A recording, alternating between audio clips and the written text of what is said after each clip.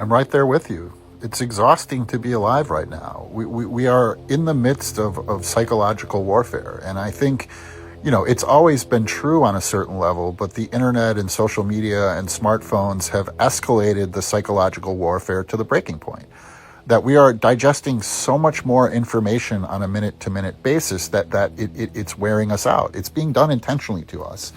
And so when people are feeling tired, when they're feeling despondent, when they're feeling whatever the fuck they're feeling, that's what you should be feeling, right? It's not a personal failing to be kind of like in a state of destabilization right now, because that's what's being done to us on purpose through our various screens, through all of the information that's coming at us. Every day we wake up and it's something new, right?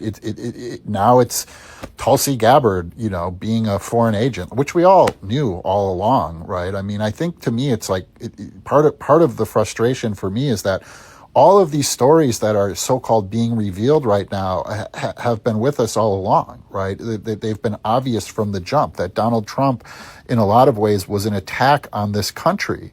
And we're beginning to see more and more evidence, but this was all litigated in his first term, right? The idea of Russiagate, this big hoax he's calling it. Anytime that guy calls something a hoax, you can believe that it's true, right?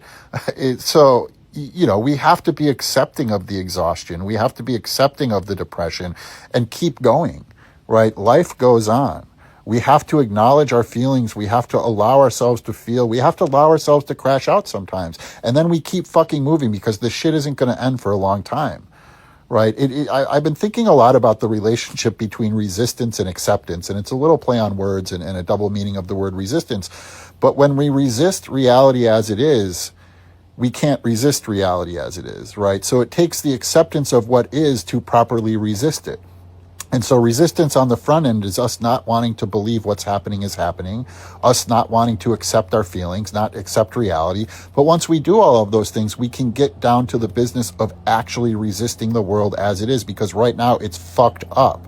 Right? It's always kind of been this way, but we've talked about this quest for human rights, this quest for equality, and I think so many people, especially white people, thought this was like an intellectual fight, that we were going to somehow like just say the right words and all of a sudden everybody was going to start holding hands and singing Kumbaya. That was never going to happen.